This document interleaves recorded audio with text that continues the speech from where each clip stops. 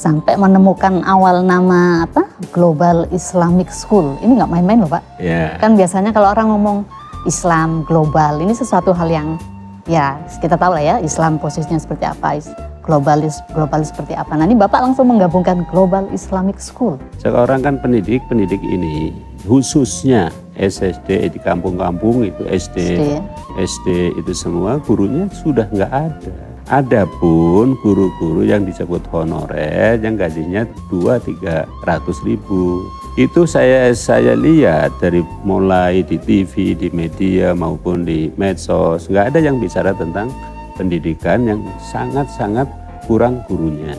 Sekarang ini di Indonesia kita melihat bahwa pendidikan itu hanya semacam pabrik manusia untuk menghasilkan pabrik, menjadi manusia-manusia yang seragam, menjadi manusia-manusia yang seperti robot. Nah, ini tantangan buat dunia pendidikan. Hal yang terus-menerus dilakukan, kebaikan yang terus-menerus dilakukan dan disebarkan akan menjadi sebuah entitas baru, sebuah energi baru untuk Indonesia yang lebih baik tentunya.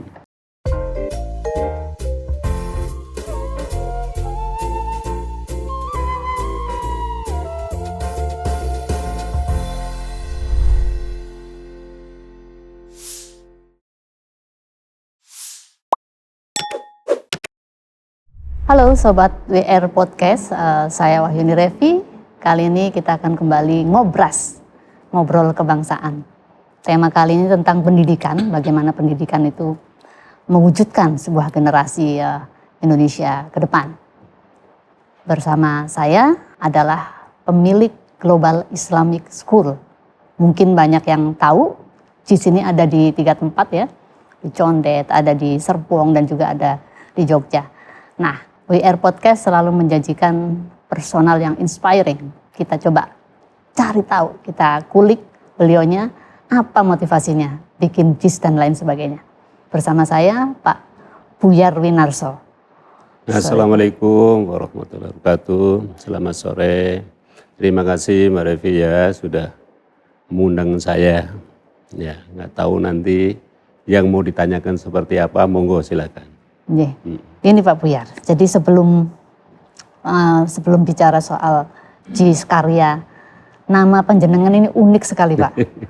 Jadi banyak yang kepo nih, Buyar Winarso. Kalau Buyar itu bahasa Jawa itu bubrah gitu Pak, tapi saya pasti punya arti yang sangat positif ini. Jadi gini, pada waktu saya lahir, ya orang tua saya ini pisah.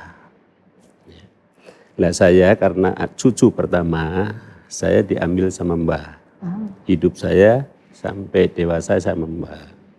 Lah mbah itu ngasih kalau orang Jawa itu paraban. Kalau nama asli dari orang tua saya ya Winarso. Berhubung ini warisan dari mbah, waktu itu saya suruh gabung aja udah. Nah itu jadi Buyar Winarso. Jadi paraban jadi nama asli ya itu seperti itu. Itu sejarahnya. Karena kebetulan orang tua dari Kebumen semua bedul keluarga itu pindah ke daerah Cipari, Cilacap. Lah karena orang ibu saya itu karena orang yang paling besar nggak boleh ikut sama mbak saya. Intinya seperti itu. Itu dia, wah menarik sekali nih. Itu terus yang dinamakan filosofi yang nama Buyar itu tadi. Itu tuh teman-teman ya, tahu kan artinya? Nah sekarang saya lanjut ini Pak, mengenai JIS ya. Kalau kita ngulik panjenengan ini, ngulik Pak Buyar ini, setahu teman-teman itu kan Bapak ini dulu usahanya adalah trading ya, jual beli mobil, lalu ada juga jasa penyaluran TKI segala macam. Kok tiba-tiba mendadak kalau orang bilang, tiba-tiba mendadak beralih menjadi penggiat pendidikan, mendirikan sekolah dan sebagainya itu apa ini Pak yang mengusik panjenengan itu? Sebenarnya bukan langsung itu, saya awal kerja. Kerja kebetulan bos saya itu di bidang pengiriman tenaga kerja ke Timur Tengah. Timur Tengah. Tahun 92 setelah saya bekerja dari 86 bulan September, saya mencoba untuk tahun 92 itu mandiri. Dari mandiri itu sampai tahun Mandiri nih, maksudnya Bank Mandiri atau? Mandiri itu usaha sendiri. Oh, usaha sendiri. Belajar usaha sendiri. Nah, dari tahun 2000 itu, perjalanan itu rasa jenuh di PCTKI itu saya datang. Akhirnya saya jualan mobil ini semua itu untuk ngilangin kejenuhan tadi. Nah, pada waktu tahun 2000-an, yaitu anak-anak SMA, SMK itu tawuran hampir tiap hari, Mbak. SMK. Kebetulan saya di jalan, kena tawuran di tengah-tengah itu, saya minggir, saya renung, saya ini kenapa sih kok anak sekolah tiap hari pada berantem. Tawuran. Nah, sebenarnya sangat sepele. Setelah dapat renungan itu, cobalah saya melangkah biarpun satu titik. Mudah-mudahan saya bisa. Nah, itu seperti itu. Jadi berawal dari stuck ya Pak ya, dari macet segala macam, Pak Buyar terjebak di sebuah perkelahian SMA antar sama SMA. SMK. Lalu Pak Buyar berpikir bahwa apa nih yang bisa menjadikan anak-anak seperti ini brutalnya gitu loh. Lemparan batu lah, inilah ubur-uburan bawain rantai, macam-macam lah di situ. Anak-anak tawuran mungkin Mbak Revi juga udah tahu sendiri dan masyarakat pada umumnya saya yakin pada paham juga. Nah itulah timbulnya saya bikin sekolahan. Langsung kepikir begitu Pak, begitu ada tawuran kok kenapa nih bisa seperti ini anak-anak ini? Artinya Bapak saat itu? Kepengen buktikan. Saya kepengen buktikan biarpun sekecil apapun, saya kebuktiin mudah-mudahan saya buat sekolahan nggak seperti ini gitu. Itu awal sejarahnya. Awalnya. Lalu mungkin tiba-tiba itu juga doa dari orang tua juga. Pada waktu saya masuk SMA, orang tua sukanya masuk SPG. Sampai saya dijeblos-jeblosin bentur-benturin di tembok, tapi tetap saya nggak mau kalau masuk SPG. Nah ini juga larinya kan ke pendidikan juga, nggak lepas dari apa yang orang tua saya mau. Doain ya. Intinya di situ. Doa orang tua ini Pak ya. Mungkin panggilan dulu doa orang tua yang dari awalnya kepengen anaknya jadi guru. Nah, padahal Bapak kan nggak punya pengalaman atau basic apapun tentang pendidikan, karena tadi kalau pekerjaannya kan Bapak sebutkan kan TKI dan sebagainya. Gimana Bapak memulai sesuatu yang pendidikan itu abot loh Pak, berat kan? Berat. Namanya mendidik manusia menjadi manusia yang lebih bagus segalanya, termasuk mendidik karakternya. Ini kan bukan main-main gitu. Tiba-tiba Bapak langsung tertantang, aduh aku mau bikin sekolah. Gimana itu Pak? Ya gini, awalnya saya kepengen tahu, saya kunjungan ke anak sekolah yang anak saya sekolah di situ. Setelah itu saya pindah, minta masukan-masukan dari sekolahan yang sudah ada. Itu awal. Yang kedua saya melangkah mulai benerin gedung. Nah, dari mulai benerin gedung sambil berjalan, saya membentuk satu konsep yang global mungkin beda dengan sekolahan-sekolahan lain gitu. Nah saya karena tadi Mbak Revi sudah sampaikan bahwa saya bukan latar belakang pendidikan, saya mengambil orang-orang itu, orang yang memang latar belakang pendidikan, ada 7 orang, saya bentuk tim untuk membentuk satu konsep sampai ke kurikulum. Sampai menemukan awal nama Global Islamic School. Ini nggak main-main loh Pak. Kan biasanya kalau orang ngomong Islam global, ini sesuatu hal yang ya kita tahu lah ya, Islam posisinya seperti apa, globalis seperti apa. Nah ini Bapak langsung menggabungkan Global Islamic School. Nah itu dari situ diawalin cuman saya teman-teman ini kan semua pakai, kalau sekolahan Islam identik dengan al. Dulu saya cuman berpikir saya mau bikin sekolahan tapi nggak mau pakai al. Itu toh. Nah dari situ malam-malam saya orat terus gitu loh. Sambil ngonsep kurikulumnya.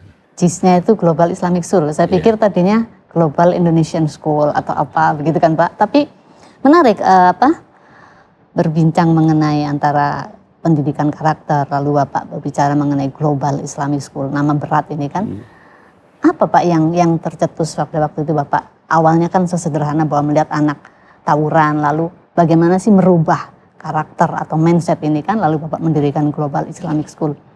Awalnya itu berangkat dari Condet ini Pak? Iya, berangkat dari Condet. Ini yang sekolah pertama ini yang pertama. Condet? Dari TK awalnya playgroup ya Pak, saya baca playgroup dari TK. playgroup, TK, SD, SMP, SMU di sini. SMA. Nah, akhirnya saya pisah, TK-nya di depan, SD-nya di sebelah sana lagi. Karena untuk menghindari kemacetan yang fokus di sini. Oh iya, dulu terkenalnya sih ini sekolah yang paling bikin macet ya teman-teman ya. Iya. Ya alhamdulillah pada waktu pendaftaran pertama pun kita sudah nolak murid. Sampai nolak murid ya Pak ya murid. untuk global ini. Kayak SMP dulu SMP SMA cuma 4 kelas. 4 kelas itu 98 anak. 4 kelas 98 anak. Nah, pendaftar alhamdulillah cukup bagus pada waktu tahun-tahun awal. Hal menarik apa yang Bapak tawarkan ke publik saat itu ke pasar tentang Global Islamic School ini? Tentunya pasti kurikulumnya kan juga ada kurikulum Merdeka dan sebagainya. Lalu berapa persentase yang Bapak berikan misalnya untuk pendidikan karakter, untuk global segala macam, untuk keagamaan, religi dan sebagainya. Nah ini sebelum sampai ke situ saya ceritakan sedikit. Bahwa saya setelah saya berputar ke nanya-nanya sekolah yang sudah ada, saya selalu menyimpulkan bahwa sekolah Islam itu di mata masyarakat seolah-olah nomor 2. Ini awal. Ya. Dari kesimpulan saya yang seperti itu, akhirnya kekurangan-kekurangan itu kenapa jadi nomor 2, kan ada kekurangannya. Termasuk kebersihan, termasuk ini semua. Ya, itu menjadikan satu kesimpulan saya. Oh, sekolah Islamnya harus begini, harus begini, harus begini, harus begini. Sedangkan saya ke sekolah-sekolah penabur ini, terus ke tertib, komit guru-gurunya juga sangat tinggi. Cobalah saya praktekkan di sekolah Islam. Itu awalnya dari situ. Nah berikutnya, tadi saya sampaikan bahwa saya sambil bangun tapi sambil konsep sampai ke kurikulum, saya bentuk tim tadi. Bahwa tim perumus ya. Global untuk Islam ke keglobalan seperti apa, caranya seperti apa, yang enggak kisi-kisinya enggak keluar dari keislaman. Itu ya. Yang berikutnya tentang agama, ya agama itu mungkin kalau di negeri kan cuma 1 minggu 2 jam mata pelajaran ya. Di sini bisa 4-6 jam. Itu dari sisi agama. Dari sisi keglobalan, dulu saya awalnya saya ngambil bule-bule untuk pelajaran bahasa Inggrisnya. Native ya Pak ya? Iya, untuk keglobalan. Nah dari sisi karakter, karena Islam ini sudah terbentuk, ya kita ngikutin dari agama Islam yang sudah sesuai dengan agama kita. Gitu. Intinya karena itu. Mayoritas dan sebagainya ya Pak, alasan itu ya Pak ya. Cuman kekurangan-kekurangan selama ini yang setelah tanya-tanya itu tadi saya simpulkan, oh kekurangannya di sini, di sini. Makanya yang dibuat unggulan semua sekolah-sekolah penabur lah, inilah ini itu seperti itu. Jadi sisi akademik ya, saya dari awal nggak mau menonjolkan dari sisi akademiknya toh. Karena saya kepengen pengembangan bakatnya justru yang saya dorong. Ya dari kecil bakatnya mau ini ya kita dorong A umpama. Bakatnya B ya kita dorong ke B. Ya, itu intinya seperti itu. Ya, tapi alhamdulillah sekarang sudah 22 tahun. Ya lulusan-lulusan dari global pada umumnya ya alhamdulillah yang di UI banyak, di ITB banyak, pelajaran banyak, ITS banyak, ini banyak. Itu dari sisi tadi kurikulum untuk sisi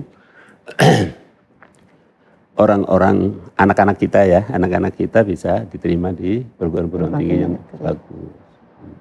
Luar biasa Pak Buyar. Ini kan hampir mirip dengan kalau kita sering kali mendengar ada gium bahwa think globally and act locally. Jadi Bapak kan menyarikan semua persoalan ataupun berangkat dari problem-problem real kebangsaan kita yang ada, mencari solusi dan sebagainya. Nah, apa yang bisa jadi ikon ataupun pembeda atau identitas Global Islamic School ini dengan sekolah-sekolah yang Bapak tadi bilang kenapa aku nggak mau pakai al gitu kan? Apa nih Pak yang membedakan kalau Bapak sejauh ini berjalan di Global Islamic School ini? Ini dari awal ya lagi bahwa masyarakat Indonesia kalau beda itu sangat kepengen tahunya tinggi man. Tapi kalau sudah pakai al, itu kan pada umumnya. Biasa gitu ya. Jadi masyarakat kita pun nggak kepengen tahu gitu loh. Sudah seperti itu. Gitu. Makanya saya ngambil dari sisi itu yang orang pada umumnya belum pakai. Ini ilmu marketingnya jago banget ini Pak Buyar ini ya. Ilmu marketingnya jago banget. Jadi sudah ada pembeda dari sisi diksinya, lalu dari kurikulum dan sebagainya. Gitu. Tantangan apa Pak yang pertama kali Bapak alamin ketika membentuk JIS ini kan? Tentu kan akan menghasilkan entitas ataupun bahasanya kan kader lah kalau ini ya, lulusan-lulusan yang punya ciri orang-orang JIS itu kayak apa, seperti apa. Tidak hanya mungkin pinter secara keilmuan, tapi juga mempunyai emosional quality yang bagus, atau mungkin kalau di sini ditambahin dengan emosional spiritual quality yang bagus sebagainya. Nah, apa yang tantangan Bapak waktu itu? Kalau tantangan macam-macam, mungkin kalau saya ceritakan nggak cukup 1 hari. Ya, banyak diringkas sekali. Saja Pak. Jadi saya simpulkan aja ya. Dari sisi keuangan jelas. Bangun segini besarnya itu juga cukup berat. Karena biayanya pasti banyak. Ya, gitu. Sedangkan saya berangkat, tadi saya ceritakan. Dari kampung saya bawa sarung bodol. Nah itu di situ. Yang kedua, ya dari sisi lingkungan guru aja dulu ya. Oh biasanya begini Pak kalau dari sekolah lain. Nah untuk membentuk satu guru dengan global itu perlu waktu juga. Terus yang berikutnya ketiga kalinya itu membentuk orang tua. Oh ya, iya, bagaimana komunikasi sekolah dengan orang tua bisa sinergi. Karena pendidikan nggak cukup di kelas. Kalau menurut saya ya bukan cukup di kelas. Karena harus sinergi. Nah kalau gurunya di sekolahan ngomong A ya, di rumah pun ibu bapaknya harus ngomong A. Mungkin tentang akhlak, tentang ini, itu semua, tentang agamaan, itu seperti itu. Nah terus Bapak melihat ini kalau tadi ngomong hasilnya di sini dengan berapa sejak berdirinya sampai sekarang ini kan sudah kelihatan sampai tadi Bapak bilang bahwa awalnya aja sudah nolak ya, sampai nolak peserta didik. Sementara sekolah lain mungkin berlomba-lomba untuk mencari itu. Nah, apa Pak di Indonesia ini? Selalu kan orang bilang Pak, ada problem pendidikan yang utama di Indonesia ini untuk membentuk insan Indonesia, karakter Indonesia. Yang Bapak lihat problem apa sih yang paling ruwet di Indonesia ini Pak? Menurut saya kalau realitasnya nggak ada problem. Nggak ada problem dalam lingkungan ya. Kalau di luar kan ya tadi berkumpulnya di sama siapa, orang tuanya seperti apa. Jadi lingkungan luar juga yang membentuk. Itu kenapa tadi Bapak makanya saya dari awal ini global berdiri, saya kepengin anak itu dari pagi sampai sore. Habis sholat asar baru selesai. Yang mau masuk ke ekstrakurikuler silakan, yang mau langsung pulang ya silakan. Gitu. Ada berbagai macam ekstrakurikuler juga di sini nih Pak ya, pengembangan ininya ya. Nah itu situ. Ini Pak, pendidikan di Indonesia ini kan seringkali kalau ini juga kegelisahan saya juga ya sebagai orang tua ya. Di Indonesia ini kan paling sering Pak ganti menteri, ganti kurikulum. Nah ini gimana Pak? Ini kan sering pusing kita sebagai orang tua itu Pak. Jadi semuanya akhirnya menyerahkan ke sekolah. Sementara sekolah sendiri mungkin juga keteter karena ada penyesuaian dan sebagainya untuk kurikulum itu. Gimana JIS ini? Kalau saya lihat dari secara umum Mbak, bangsa kita ini tadi yang disampaikan jenengan, setiap ada orang baru akan mengambil satu kebijakan baru. Jadi semua lini sebenarnya, ya semua lini dari mulai peternakan, dari mulai pertanian, dari mulai pemerintahan itu sendiri, itu setiap ini selalu menyampaikan bahwa ini kebijakan baru. Tapi yang saya herankan kadang-kadang kebijakan lama nggak dihapus. Padahal itu masih bisa dilanjut dan bagus untuk itu ya Pak. Gitu loh. Kalau sebenarnya kalau udah ciptakan baru kebijakan yang baru ya yang lama dihapus. Jadi nggak ada aspek hukum nanti di sini nggak bisa yang nomor sekian bisa, nomor sekian bisa, nomor sekian bisa. Jadi masyarakat itu sendiri bekerja juga jelas. Ada ini nggak Pak? Kan kalau kita ngomong salah satu hal yang utama di Indonesia ini soal pendidikan juga selain akses adalah pembiayaan. Nah ini kan sekolah bonafit misalnya kan, ini sekolah bonafit, GIS ini. Nah sebagai penggiat pendidikan Bagaimana Pak Buyar melihat bahwa di luar sana masih banyak juga yang ini, atau mungkin GIS punya program misalnya pertukaran atau apa untuk memenuhi akses pendidikan yang mungkin sebagian besar rakyat Indonesia merasa kesulitan untuk mengakses pendidikan itu. Ya ini kan memang hukum alam, Yep. Hukum alam bahwa masyarakat hidup ini ada yang dari bawah, ada yang sampai atas. Pasar itu sudah masing-masing. Masing-masing. Ya, masing-masing. Itu nggak susah dihindarin juga, ya. Karena apa? Saya sendiri yang tadi sudah disampaikan jenengan bahwa saya sekolah yang di papan tengah, anggaplah. Saya sendiri tahu diri juga. Saya nggak pernah minta bantuan ke pemerintah untuk yang lain yang tadi panjenengan sebut. Yang masih banyak sekolahan-sekolahan yang masih kurang. Sama sekali saya nggak pernah minta bantuan ke pemerintah. Karena saya pikir sudah bisa mandiri dengan biaya dari SPP gitu. Luar biasa Pak. Itu yang saya ambil. Mungkin kalau saya ambil ya bermiliar-miliar juga. Karena murid saya kan banyak. Banyak nih. Tapi itu saya pikiran saya selalu biar buat yang lain yang tadi di sekolah-sekolah itu belum bisa jalan dengan program-program. Program-program ininya ya. Itu. Ada tentunya dari sisi kebijakan di situ. Dari sisi beda dengan yang memang program sudah ditentukan di sekolah itu sendiri. Nah, dari kurikulum Merdeka ini Pak, kalau tadi Bapak sampaikan bahwa GIS punya kurikulum yang mungkin juga menjadi daya tarik buat sebagian orang kenapa berlomba-lomba untuk masuk GIS. Andalannya apa Pak di GIS ini Pak? Selain kalau tadi bicara soal di sini lengkap, paket lengkap, kita akan ajarkan intelektualitasnya, lalu kita ajarkan juga mengenai spiritual quality-nya dan sebagainya. Yang paling orang begitu ngomong GIS itu langsung identiknya dengan apa gitu Pak? GIS dulu awal berdirinya GIS itu pertama agama. Pertama agamanya. Yang kedua bahasa Inggris. Ya, di situ awalnya. Cuman bahasa sekarang pengantarnya bilingual?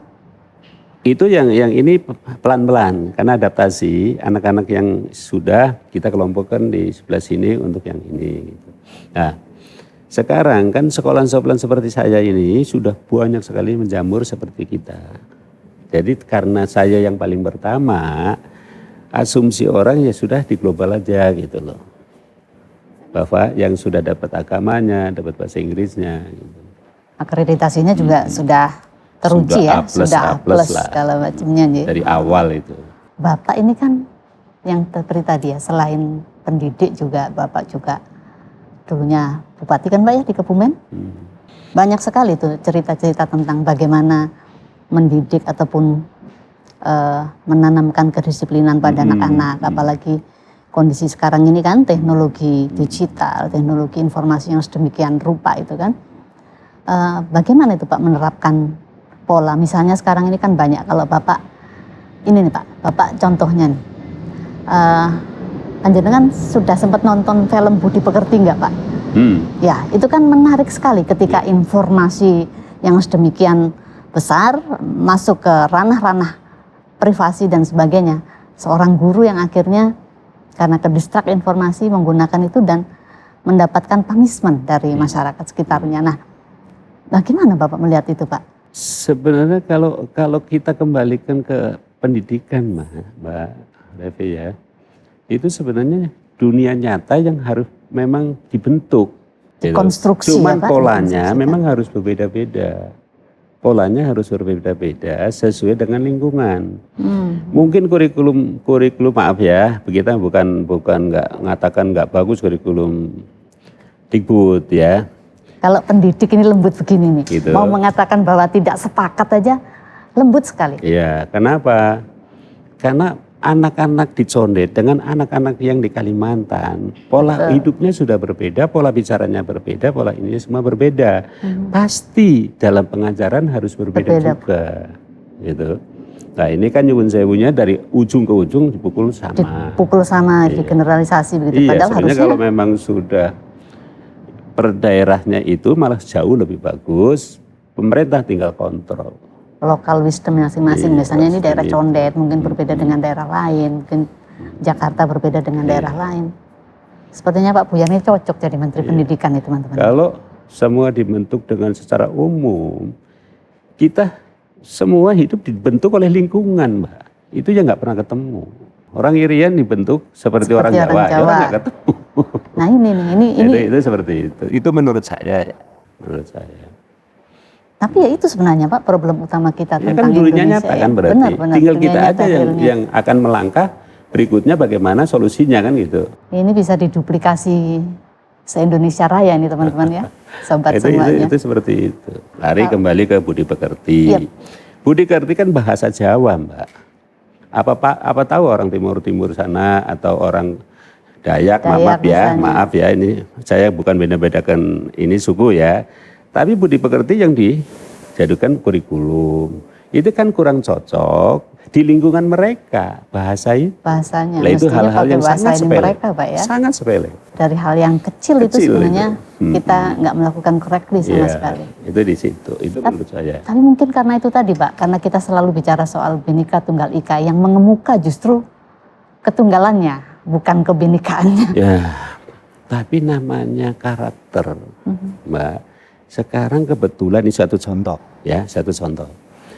Anak kita bisa Islam, bisa ini kan karena betul adalah dilahirkan di sini kan gitu. Coba kalau jenengan dilahirkan di Jepang, kan belum tentu. Berarti kan saya bisa mengatakan bahwa hidup itu dibentuk oleh lingkungan. Lingkungan, oleh kulturnya ya Pak, naturnya. Nah, masa jenengan kebinekaan ikatannya dengan itu. Itu kan nyangkut budi pekerti. Kalau menyangkut yang secara matematik ini oke.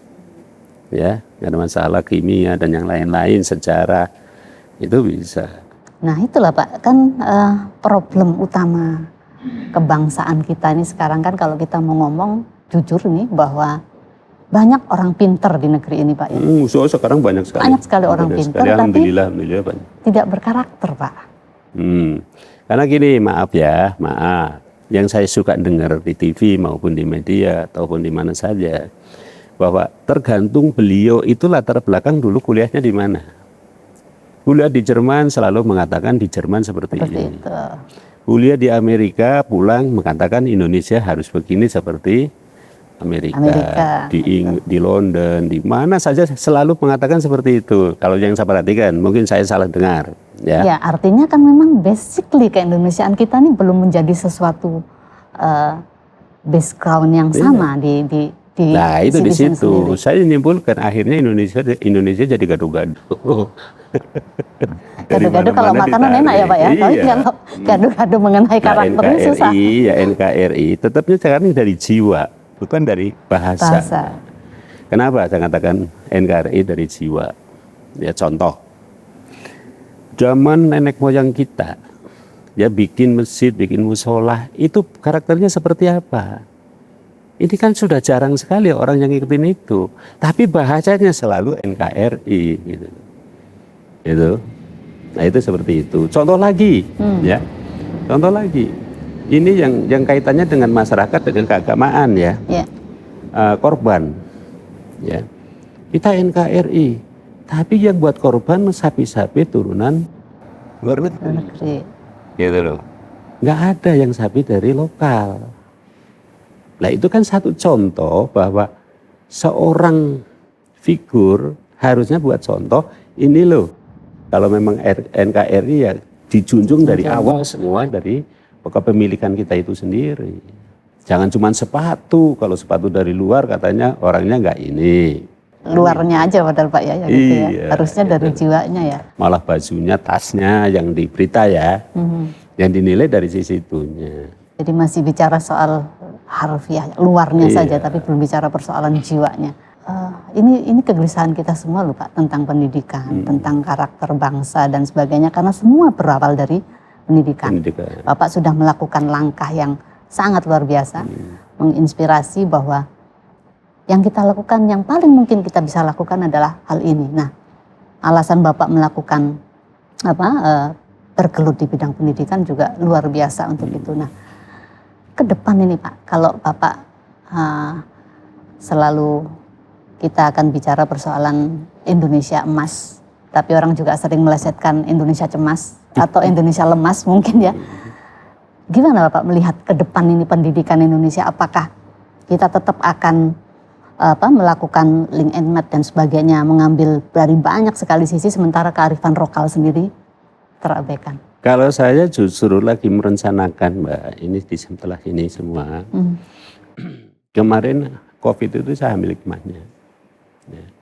Setelah saya ambil COVID itu selesai, atau sebelum ada COVID ya? Anak SMP, SMA itu selalu gangguannya pusing. Nggak masuk, pusing. Masuk, pusing. Gitu. Nah sekarang saya lagi melangkah, mungkin lagi saya terap, itu bagaimana pusing tapi seolah-olah sekolah di kelas. Untuk bahwa belajar mengajar nggak putus. Gitu. Tetap ada interaksi untuk melakukan tatap muka ya. Obrolin dengan anak orang-orang yang memang program IT dan termasuk konsep-konsep untuk kurikulumnya. Mungkin tahun depan insya Allah udah bisa mulai, biarpun untuk percobaan 1 kelas dulu. Oh, untuk trial ininya Pak ya? Untuk yang tadi yang disampaikan panjenengan bagaimana ke depannya, karena pendidikan itu nggak boleh stuck juga. Pendidikannya ya, harus terus ini. Dan harus terus mengikuti perkembangan ininya ya Pak terus. Ya? Nah ini Pak, kalau selalu ngomong bahwa Indonesia itu tingkat pendidikannya, rasionya ada di tingkat ke-67 dari sekian 200-an mungkin ya Pak ya. Ada nggak optimisme Bapak melihat situasi dan kondisi sekarang ini bahwa kita akan bisa kok meraih tingkat rasio pendidikan yang lebih tinggi, misalnya seperti Finland gitu kan, itu kan semua merujuk ke sana gitu loh Pak, pendidikan yang baik seperti ini. Sementara kita sendiri punya nilai-nilai adiluhung dan sebagainya yang juga tidak tergarap. Ada pesan nggak Pak misalnya untuk, ini kan ganti kabinet pasti kan Pak, ada pesan nggak untuk next kabinet itu untuk pendidikan harus yang seperti ini? Karena Bapak kan juga dulunya pengalamannya di pemerintahan dan sebagainya, pasti tahu banyak ini Pak. Jadi yang bicara itu sebenarnya asosiasi Mbak, sebenarnya ada asosiasi guru itu PGRI ya, ada asosiasi guru swasta, ada asosiasi ini. Kalau saya kayaknya nggak sampai untuk ke hal yang seperti itu, ya. Yang intinya saya concern lembaga kita bagaimana dikembangkan sesuai harapan masyarakat pada umumnya, gitu. Oh masyarakat kita ini butuh anak-anak seperti ini, kita harus cepat nangkep, itu seperti itu. Itu yang saya inginkan. Ada pesan Pak untuk sobat WR ini? Ya pesan saya yang jelas gini Mbak, ya mungkin kita sekecil apapun tadi saya sampaikan di depan, mari kita sama-sama berjalan, biarpun mungkin bidangnya berbeda, ini berbeda, tujuannya untuk bagaimana mengisi bangsa kita ini, ruang kosong ini untuk masyarakat dan nusa. Itu yang pesan saya. Termasuk apalagi di sisi pendidikan. Pendidikan sebenarnya sudah luar biasa juga, nggak seperti tahun pada waktu saya lahir. Ya, mau sekarang ya sudah berkembang. Kalau dulu tadi saya sampaikan bahwa Islam itu terkenal joroknya. Ini sekarang alhamdulillah pondok pesantren pun sudah mewah-mewah, luar biasa mewahnya, ya. Udah sudah berubah sekali di antara 50 tahun lah. Perubahannya luar biasa. Ini pada umumnya di masyarakat Indonesia itu sendiri sudah mengalami perubahan-perubahan yang luar biasa. Luar biasa ya. Nah ini yang saya harapkan, pesankan, jangan berhenti. Itu aja. Terus ini ya. Terus. Hal yang terus-menerus dilakukan, kebaikan yang terus-menerus dilakukan dan disebarkan akan menjadi sebuah entitas baru, sebuah energi baru untuk Indonesia yang lebih baik tentunya. Saya ingin tahu nih Bapak ini kan pembawaannya lembut, kayak guru-guru saya dulu deh Pak. Saya ingin tahu Bapak ini jangan-jangan pasti punya tokoh wayang atau apa ya, karena Bapak dari Kebumen ya Pak ya, aslinya. Pasti Bapak punya panutan atau idola atau apa wayang yang mungkin Bapak bisa ceritakan ke semua sobat WR ini ya, yang menjadi inspirasi Bapak sampai sedemikian karakter Bapak ini luar biasa mendidik dan menyejukkan gitu Pak. Jadi gini Mbak, kalau sekarang udah bicara budaya ya, bicara budaya yang sifatnya seperti ada kaitannya dengan pendidikan, yaitu ya mungkin karena seorang Jawa mengatakan wayang. Ya, wayang adalah tontonan dan tuntunan. Tontonannya semua orang bisa nonton. Tuntunannya itu semua wayang itu punya karakter masing-masing. Dari mulai karakter yang paling jelek sampai karakter yang paling bagus. Ya itu seperti itu. Nah, yang saya tadi sampaikan bahwa saya sukanya ke wayang apa, ya. Saya secara umum saya suka, ya karena justru saya suka wayangnya karena karakternya berbeda-beda, bisa untuk jadi pembanding. Pembanding dalam kehidupan sehari-hari, pembanding untuk kehidupan di akan datang maupun yang sekarang kita jalanin. Satu contoh di perwayangan adalah namanya wayang yang namanya Kresna. Kresna itu Senopati Ndorowati, ya. Senopati Ndorowati kayak di sini kan berarti kayak zaman sekarang itu seperti panglima tentara. Tentara nih. Tapi beliau ini kebijakannya sangat bijak. Ya, sangat bijak. Yang kedua, dia punya keahlian apapun, dia nggak selalu sesumbar. Nah, itu karakternya seperti itu, dan kebijakan sangat halus, yang sangat hati-hati. Itu yang tadi namanya dalang wayang yang namanya Kresna. Kalau di kondisi sekarang ini Pak, ada nggak Pak Kresna di Indonesia nih Pak? Di Indonesia atau itu justru sembunyi-sembunyi yang banyak ini? Gimana Pak? Saya belum memahami, jadi menjadikan satu tokoh pribadi saya ya, belum. Ya itu di situ. Minim Kresna berarti ya? Minim Kresna di Indonesia Kresna. Ini sekarang ini ya. Seperti perwayangan kayak Janoko, kayak Ponokawan lah, Pendowo lah. Itu terah-terahnya itu cukup baik-baik, kebijakannya baik, ini baik, semua baik. Nah, secara emosionalnya juga dia sebelum melangkah pasti sudah ada pertimbangan yang luar biasa. Yang matang ya Pak ya. Itu sih. Nah sekarang ini lebih banyak semuanya instan dan sebagainya. Nah sekarang ini maunya instan, ya dari mulai pekerjaan, dari mulai karir, dari mulai ini maunya instan. Itu bedanya di situ. Dengan kondisi yang sekarang ya Pak. Kondisi yang sekarang. Termasuk juga itu merambah ke dunia pendidikan Pak, hal instan ini kan, karena akhirnya yang tadi saya bilang, kita coba lagi mundur bahwa sekarang ini di Indonesia kita melihat bahwa pendidikan itu hanya semacam pabrik manusia untuk menghasilkan pabrik, menjadi manusia-manusia yang seragam, menjadi manusia-manusia yang seperti robot. Nah, ini tantangan buat dunia pendidikan. Ini saya ada sedikit sama, mudah-mudahan pemerintah juga habis ini nanti nonton prokesnya Mbak jenengan itu, Raffi.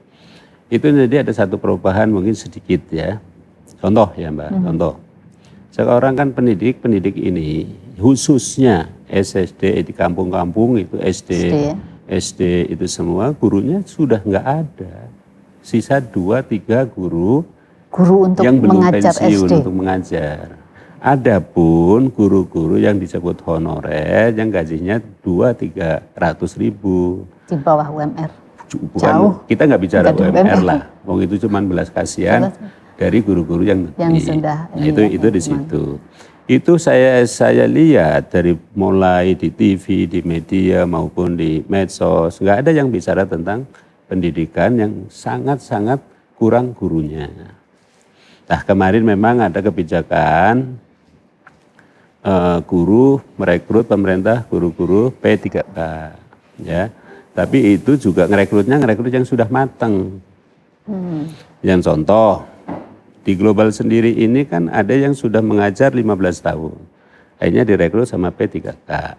Di global bagus sekali, alhamdulillah bagus, hasilnya bagus, outputnya bagus, murid-muridnya. Tapi itu semua bukan direkrut terus di negeri terus seperti itu juga. Karena dari sisi pengawasan maupun arahan atau pembinaan itu berbeda. Nah itu kan ngambil yang instan juga. Yang belum tentu di tempat ini akan bagus seperti di sini. Itu koreksi Bapak nanti untuk ini ya. Karena kalau tadi kita membincang pendidikan kan tidak hanya bicara persoalan murid, tapi problem guru di Indonesia ini yang juga menjadi persoalan serius. Itu ya. Yang kedua Mbak, Begitu ditinggal pemerintah itu ngerekrut itu, kita kan perlu mendidik yang baru lagi. Sedangkan kita tujuannya sama. Bagaimana anak nusa bangsa kita ini ke depannya lebih baik gitu loh. Ngerekrutnya malah justru yang dari swasta diambil semua, nggak mau tahu tentang swasta. Yang Mbak Rafi udah sampaikan bahwa ada kekurangan-kekurangan yang sekolah-sekolah di daerah sana yang masih banyak kurang. Saya sendiri sudah ngambil sikap bahwa saya nggak mau minta bantuan dari pemerintah. Mudah-mudahan yang diterima saya bisa disalurkan di tempat lain. Ya kalau untuk di Bapak sendiri sudah melakukan hal yang luar biasa ya untuk konteks pendidikan di Indonesia.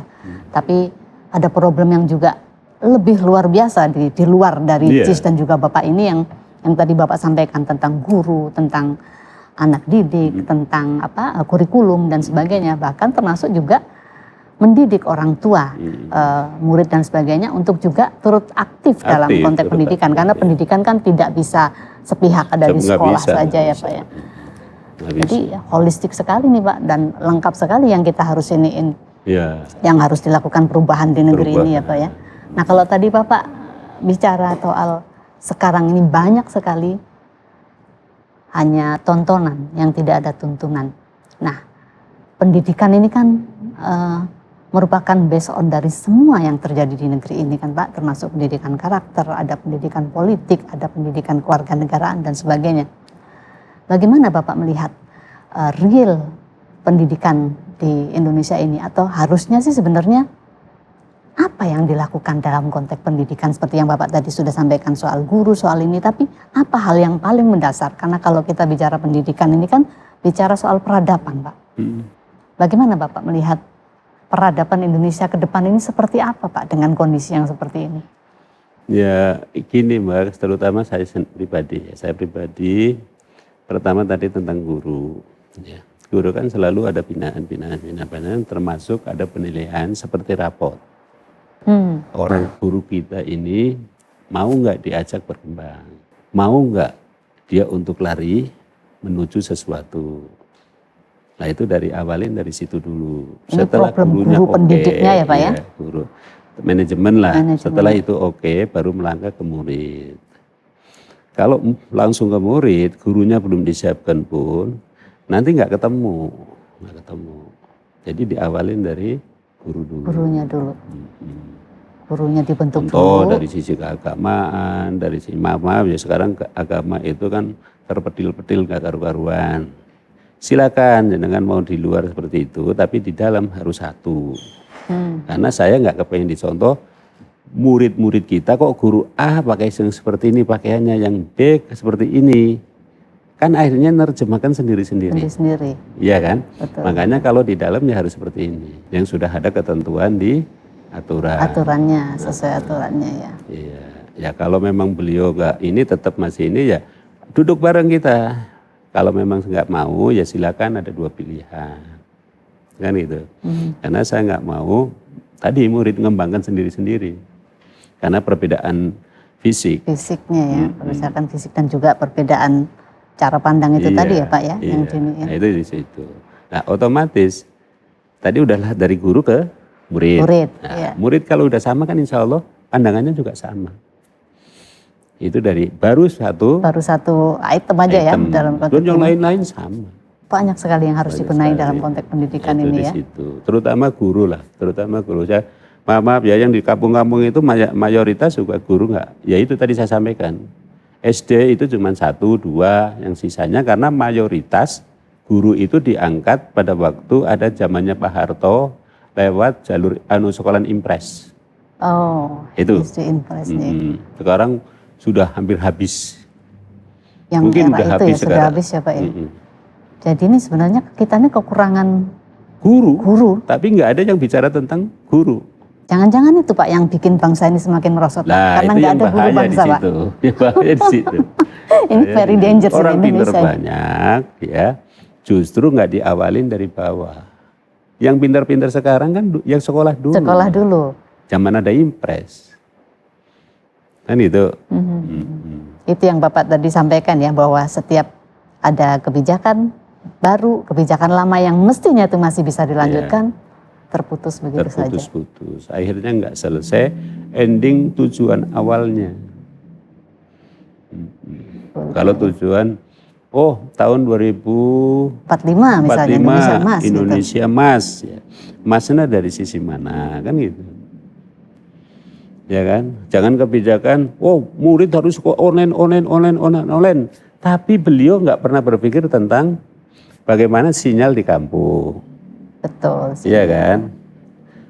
Bung di Jakarta sendiri nggak bisa. Belum lagi gurunya juga gaptek Pak. Gaptek, lah itu nggak pernah berpikir ke situ. Kepengin saya sebelum ngambil kebijakan itu survei dulu ke lapangan. Pengin saya begitu. Ya, jadi insya Allah kebijakan itu bisa jalan untuk ke bawahnya. Jangan cuman maaf anggaran sekian buat program ini sekian, tapi di bawah karena nggak tahu ya nggak jalan juga. Anggarannya jalan. Iya. Ya karena proyek ya Pak ya. Termasuk tadi itu kan, termasuk yang sekarang ini kan pramuka atau apa yang dia omongin soal seragamnya gitu Pak. Bukan ngomong soal apa bukan karakternya, programnya seperti apa, tapi seragamnya. Hasil dari evaluasi ini ditutup karena apa? Kan gitu harusnya. Ini saya tutup, saya buang karena faktor setelah evaluasi seperti ini. Solusinya besok akan seperti ini gitu harusnya. Tapi Bapak masih optimis Pak dengan kondisi pendidikan Indonesia yang bisa dikatakan compang-camping seperti ini Pak? Saya nggak katakan compang-camping, kekurangan. Tapi saya tetap hidup harus optimis. Andai saja ya semua orang di Indonesia ini seperti Pak Buyar mungkin selesai ya problem kebangsaan kita ini ya. itu di situ. Tapi Bapak menularkan semangat itu melalui JIS dan sebagainya ya Pak ya. Termasuk dengan aktivitas-aktivitas sosial politik Bapak yang lainnya ya Pak ya tentunya. Insyaallah. Bapak selalu memberikan suri tauladan ya, sobat, suri tauladan seperti prinsipnya pendidikan ya, Tuturi Handayani. Tapi intinya setelah ini ya kita solusinya harus dikasih tahu. Harus dikasih tahu. Bukan cuma nyerang, tapi solusinya nggak dikasih. Nah Bapak sudah punya tadi daftar-daftar solusinya seperti apa ya untuk kedepannya? Biasanya saya orang swasta murni. Ya, setiap ke lapangan baru bisa menilai. Ini bisa dibuat ini, seperti ini, akan datang seperti ini. Iya, berangkat dari tidak hanya bicara teoritik, tapi dari based on realnya kalau seperti sekolah, apa. Saya juga sekolah asal-asalan kok. Tapi hasilnya nggak asal-asalan ini mendirikan di sini kan? Karena kebentur ekonomi. Kebentur ekonomi bagaimana maksudnya Pak? Ya dulu sekolah kan, dulu zaman SMP, SMA kan di kampung nggak ada. Harus ke kota kan. Nah orang tua yang anaknya 7, penghasilannya dari petani, otomatis untuk nyekolah yang bukan cuma SPP, kan berarti harus bayar kos, bayar sangu, ngasih sangu gitu. Nah ini yang keterbatasan di situ tadi yang sebut saya ekonomi. Gitu. Nah adanya kekurangan ekonomi menjadikan saya timbul untuk misalkan sesuatu itu. Dari kesulitan menemukan semangat dan juga kreativitas untuk itu. Padahal banyak sekali sebenarnya. Harusnya bangsa ini kalau punya kesulitan banyak melakukan terobosan-terobosan ya Pak? Harusnya gitu. Atau ya itu tadi kembali ke persoalan pendidikan itu tadi ya Pak ya? Karena memang belum menjadi sesuatu prioritas. Satu dari pendidikan, yang kedua tetap cepat membaca situasi. Situasi itu bukan dipukul rata, situasi ya di lingkungan itu sendiri. Karena kebinekaan tadi, kita hormati kebinekaan dengan bahasa, ikatan kebineka itu dengan bahasa atau ikatan dengan yang lain-lain kan bisa dijadikan satu untuk mengikat bahwa saya orang Irian, saya bagian lah dari Indonesia gitu loh. Luar biasa sekali. Baik sobat WR Podcast, demikian ngobrol kebangsaan kita kali ini dengan Pak Buyar yang sangat inspiring sekali bahwa dari hal yang kecil kita harus melakukan terus-menerus kebaikan untuk bicara hal-hal besar. Banyak koreksi yang dilakukan tadi, tapi menurut saya ada problem yang sangat utama di negeri ini adalah soal mentality yang memang tidak bisa terbentuk secara instan, tapi juga harus melalui proses pergulatan dan sebagainya untuk menjadi sesuatu hal yang lebih baik. Halo Sobat WR Podcast, kita kembali ke Ngobras. Kalau tadi Pak Buyar Winarso, owner dari Global Islamic School, sudah membicarakan bagaimana mengawali sesuatu hal atau bagaimana membangun JIS ini, Global Islamic School ini, maka sekarang bersama saya ini ada Pak Saiful Basyar. Ini kalau seperti kemerdekaan itu adalah panitia persiapan kemerdekaan ini ya. Jadi bagaimana JIS itu dipersiapkan, bagaimana JIS itu nilai-nilainya dirumuskan dan sebagainya nih. Beliau ini orangnya, Pak Saiful Basyar. Assalamualaikum Pak Saiful. Waalaikumsalam warahmatullahi wabarakatuh. Sehat Bapak? Alhamdulillah sehat.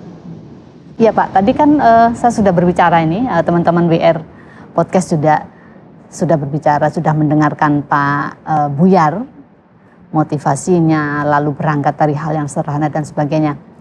Dengan Pak Saiful ini kan yang mengawali bagaimana menjadikan JIS ini berbentuk misalnya kan, atau mungkin dari awalnya namanya, lalu bagaimana membuat kurikulumnya, bagaimana capaian apa yang akan dilakukan oleh sebuah entitas sekolah baru yang didirikan. Bisa diceritakan bagaimana pengalamannya Pak Saiful? Tentu yang pertama saya sampaikan, saya ini memang jadi guru sejak tahun 80 ya, 1980. 1980 jadi guru ya. Jadi guru. Memang mungkin sudah diciptakan untuk seorang guru ya. Nah akhirnya berjumpa sama beliau ini dengan Pak tahun Buyar, 2000. Tahun 2000 dengan Pak Buyar. Tahun 2000. Ya beliau berbincang-bincang dengan saya, ingin punya sekolah gitu kan. Ingin sekolah Islam maksudnya gitu kan. Sebenarnya ada beberapa hal yang dipesankan ke saya waktu itu. Saya ya agak kagum juga kepada beliau ini ya gitu. Beliau bilang, Pak Saiful katanya, sekolah Islam ini kan kalau yang pakai namanya Al-Azhar, Al-Izhar, semua udah banyak dia bilang. Jadi sekolah saya ini nanti kita cari namanya bukan itu.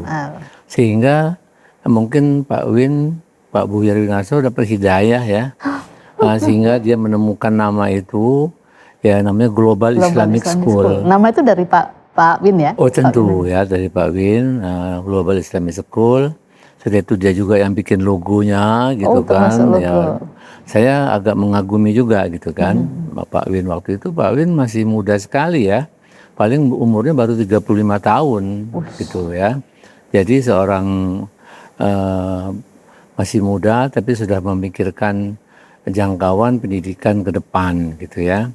Nah oleh karena itu beliau ini seorang tokoh pemikirannya selalu ke depan.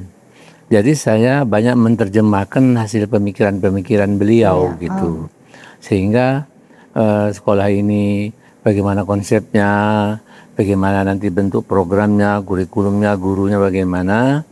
Ya tentu saya selalu mendengarkan diskusi beliau, karena beliau memang saya lihat ada tajam ya cara berpikirnya itu ya. Iya ada tajam gitu ya.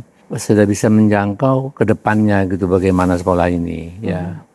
Nah oleh karena itu saya akhirnya berpikir bagaimana membentuk sekolah ini sehingga istilahnya punya kebanggaan bagi orang tua murid.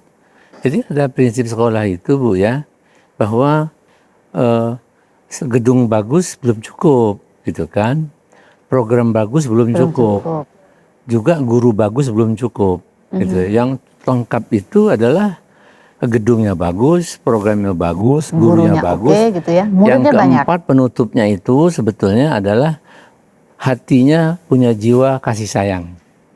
Itu filsafat yang saya renungkan. Jadi gedung bagus, program bagus, gurunya sarjana, belum cukup. Tapi harus punya hati yang mulia. Dalam bahasa agama itu dia punya jiwa marhamah. Jiwa marhamah ini artinya itu dia memberikan satu cinta kepada muridnya, akan dibalas beberapa cinta oleh murid yang banyak itu. Nah, program inilah yang saya terjemahkan dalam bentuk program kurikulum itu. Di JIS ini ya, gitu. Satu itu, yang kedua, sekolah Islam ini tidak boleh juga tertutup. Betul. Pak Win bilang begitu. Akhirnya menjadikanlah bahasa Inggris itu salah satu bahasa unggulan untuk sekolah ini. Sehingga dia merekrut beberapa tenaga asing. Yang native tadi native disampaikan. tadi, ya itu. Nah itu saya agak mengagumi. Yang kedua, beliau ini orangnya tokoh yang ulet gitu ya. Kalau dalam bahasa agama itu istiqomah. Jadi segala sesuatu itu nggak pernah mundur. Dia punya ide ke saya tentang program apa yang ingin dilancarkan di program sekolah ini. Walaupun banyak hambatan, tetap kekeh sampai menemukan keberhasilan gitu tuh. Dan itu memang bisa dibuktikan gitu ya gitu. Nah, untuk Pak Win ini ya. Pak gitu. Win. Jadi Bapak ini ibaratnya kayak apa ya, panglimanya JIS ini ya, untuk awal-awal JIS ini berdiri dan sebagainya. Berapa banyak seperti Pak Saihu ini, maksudnya kolega ataupun cerdik cendikia yang terlibat dalam pembentukan Global Islamic School ini? Ya, jadi sebetulnya yang pertama sekali membuat program ini ditunjuk Pak Win itu sebetulnya kami, saya dengan Pak Darwis Hude. Sekarang dia sudah profesor ya, Pak Profesor Dr. Darwis Hude. Nah itu kami selalu berdiskusi tentang bagaimana sekolah ini yang terbaik gitu kan. Tentu selalu report dengan Pak Win dan sebagainya. Tapi beliau ini sekalipun dia bukan di bidang pendidikan, tapi sangat untuk menerawang pendidikan itu tajam gitu loh. Tajam sekali gitu, itu yang saya rasakan gitu. Bahkan hal-hal yang tidak terpikirkan oleh kita yang kita merasa belajar pendidikan. Itu kadang-kadang nggak terpikirkan, beliau justru memberikan masukan-masukan itu. Hanya mungkin dalam pelaksanaannya kita yang menerjemahkan ya bentuk-bentuk program yang sesuai dengan program pendidikan gitu. Tapi inti-intinya itu beliau semua memberikan apa itu ya, pemikiran-pemikiran itu. Termasuk bersama Bapak ada Prof. Azumasi Azra ya untuk waktu itu Pak Winarso memang dia mencari orang yang juga sebagai konsultan juga, yaitu waktu itu Prof. Azumasi Azra sebagai rektor UIN, masih UIN, dengan Ibu Profesor masih tantenya beliau, Ibu Ngadisa, Profesor Dr. Ngadisa, ya? Itu rektor sekolah pemerintahan itu. Nah, saya tentu selalu datang ke Pak Azumardi untuk mengonsultasikan bentuk-bentuk program yang akan kita canangkan ini. Tetapi memang Bu, tahun pertama itu kan itulah hebatnya Pak Wini. Saya biasa membuka sekolah ini, biasanya kan TK SD dulu. Tapi beliau enggak. Langsung TK, SD, SMP, SMA. Playgroup ada juga kan? Iya, maksudnya TK dari playgroup, TK, SD, SMP, SMA. Saya sampaikan, Pak Win itu risikonya dari kosnya cukup tinggi. Bilang enggak apa-apa. Nah, tahun pertama itu agak mengagetkan juga ya. TK itu 8 kelas dapat, udah itu SD itu 4 paralel dapat, SMP juga, SMA juga. Wah, hebat itu ya. Mungkin dalam bentuk keikhlasan beliau ya. Ya memang beliau niat buka sekolah itu sebetulnya ada dua yang mendalam ya? Dari saya dari Pak Win ini, bahwa dia itu lihat anak sekolahan ini kok tidak bagus lah gitu ya, banyak ini waktu itu kan, sehingga dia pengen buka sekolah. Terus yang kedua dia cerita ke saya, sebetulnya ayah saya, ibu saya pengen saya ini jadi guru gitu kan. Ternyata Pak Saihu sekarang bukan jadi guru, justru saya gitu kan mempekerjakan guru-guru. Kan itu lebih lagi ya. Nah itu mungkin doa orang tuanya juga ya, mudah-mudahan berkah itu. Apa Pak kendala awal?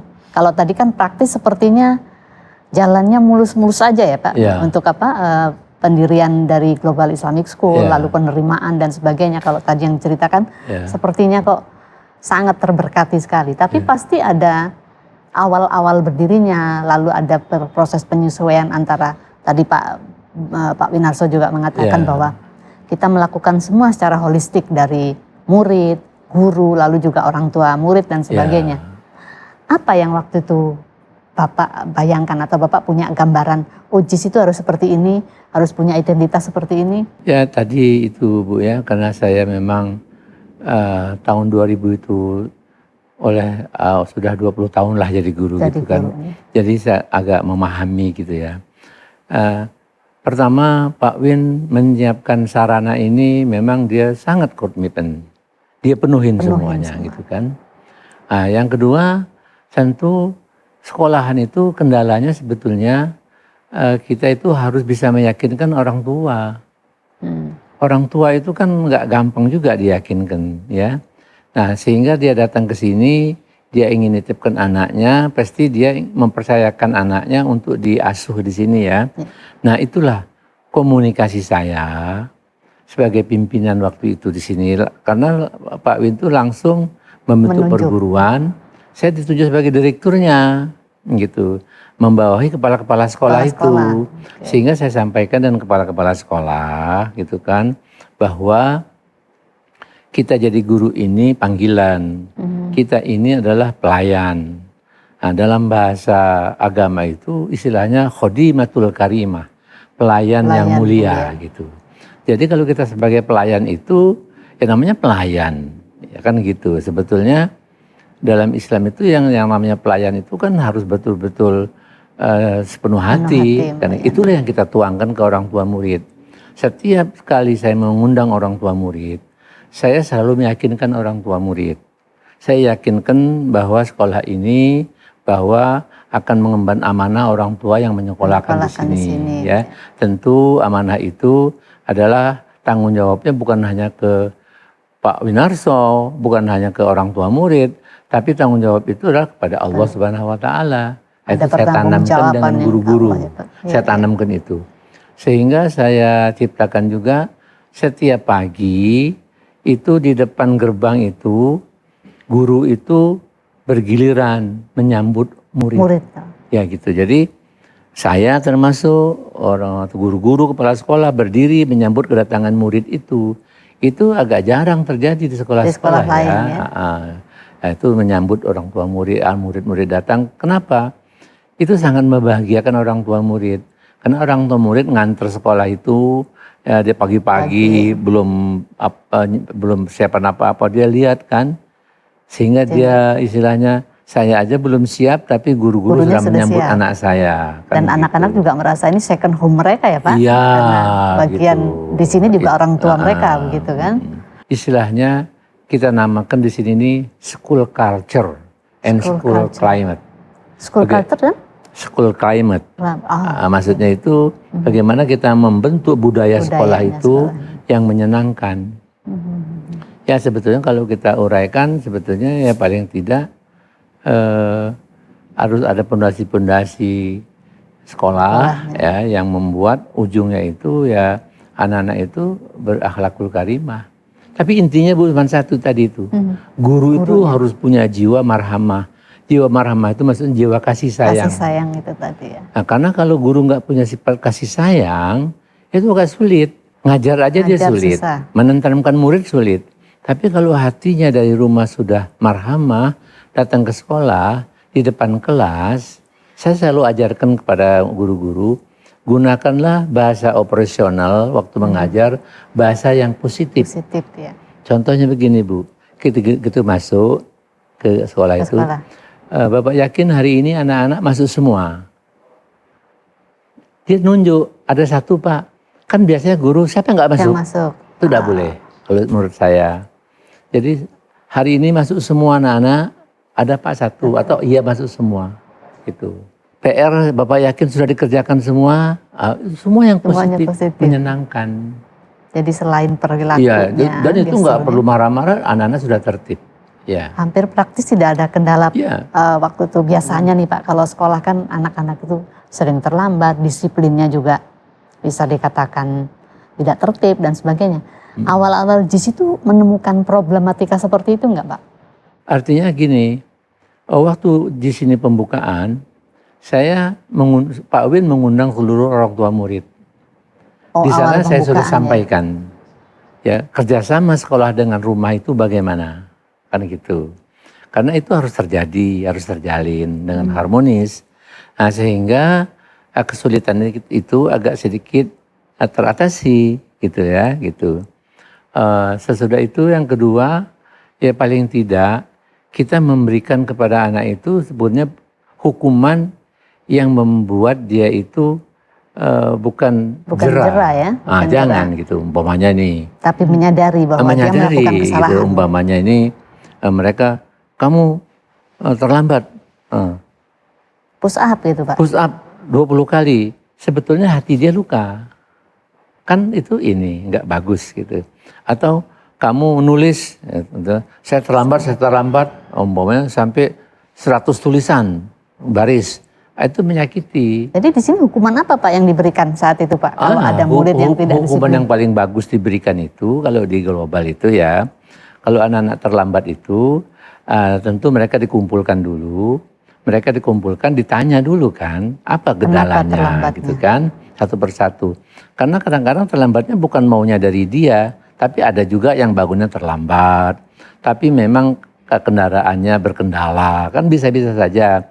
Kita berikan apa istilahnya penghargaan. Oke, semuanya ini kalau gitu mudah-mudahan besok terlambat. Sekarang kita semua ke masjid, berwudu semua, ya kita sholat 2 rakaat, kita berdoa semoga besok kita akan lebih baik dari hari ini. Tapi itu gurunya harus ikhlas gitu. Kalau nggak ikhlas, nggak masuk juga. Itu kuncinya. Benar. Jadi nggak gampang jadi guru yang ikhlas itu. Nggak akan masuk, saya yakin. Jadi guru-guru yang mendidik anak tidak dengan hati pasti tidak berhasil. Kalau tadi muridnya Pak, kalau yang guru-guru ini awal-awal di sini ada Pak yang seperti itu? Yang terlambat. Gurunya yang tadi Bapak bilang tidak ikhlas segala macam. Ada kasus seperti itu di sini Pak awalnya? Tentu kan di situ ada pembinaan.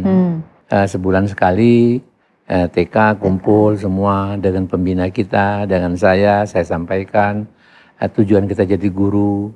Karena kalau kita jadi guru, ya harus bersikap guru, berhidup seperti guru. Nggak bisa kalau kita guru, terus kita hidup seperti pengusaha, kan nggak bisa Bu. Harus ya kan harus seperti guru. Ya artinya apa? Penuh dengan kesyukuran yang ada gitu loh. Nggak mungkin gitu kan. Kita kan memang berbeda gitu. Kan yang kita kejar itu kan sehari-hari kan bukan keuntungan material, ya kan? Yep. Tapi keuntungan jangka panjang, mencerdaskan anak-anak, itu kan nggak gampang juga kan. Luar biasa di sini ya. Ada pesan Bapak untuk pendidikan ke depan, mungkin bisa ditularkan ke konteks pendidikan nasional kita, bahwa tadi Bapak bilang intinya adalah keikhlasan dan kasih sayang. Yeah. Itu yang menjadi basic daripada berdirinya GIS ini. Yeah. Ya itu sebetulnya saya enggak membaca di literatur ya. Cuman kalau saya renungkan tadi Bu, jadi sekolah itu kalau diperes semuanya itu guru. Artinya gini maksud saya itu seperti saya bilang tadi. Jadi kalau umpamanya kita bikin saran untuk sekolahan, gitu ya. Bagus, programnya bagus, gurunya nggak bagus, tetap nggak bagus. Tapi kalau sarananya sederhana, programnya sederhana, gurunya bagus, lumayan bagus. Apalagi kalau sarananya bagus, programnya bagus, gurunya bagus dan penuh marhamah, itu yang paling cakep. Saya kira itu sebetulnya yang harus diciptakan oleh pemerintah ya untuk sekolah-sekolahan ya.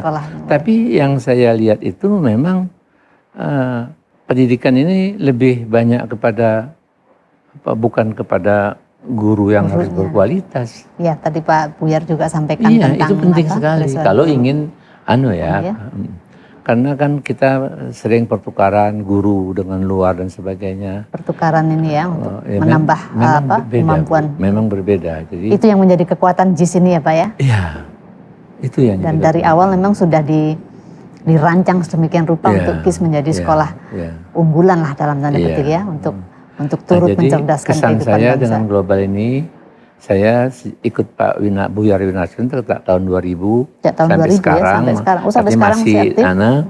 ya, yang saya kagumi ya pokoknya kepada mereka beliau ini satu istiqomah, komitmennya itu yang hebat itu, komitmennya itu dia tekun gitu loh, nggak gampang apa gitu, tekun. Ulet dalam bahasa Jawanya. Wah itu benar-benar tuh. Sudah itu nggak mengenal lelah. Ya. Orang pekerja. Orang pekerja, benar-benar orang pekerja. Baik, terima kasih Pak Saiful. Pilih aja yang bagus. Iya, Pak Saiful Bashar. Demikian ini tadi kita ngobras dengan Pak Saiful, tokoh penting, tokoh utama di balik berdirinya JIS bersama-sama dengan Pak Buyar Winarso. Ada satu hal yang bisa kita petik dari ngobras kali ini, bahwa ada kasih sayang dan ada keikhlasan untuk terus berbuat yang terbaik meskipun sekecil apapun untuk bangsa dan negeri ini. Begitu semua Sobat WR Podcast, salam Dikdaya.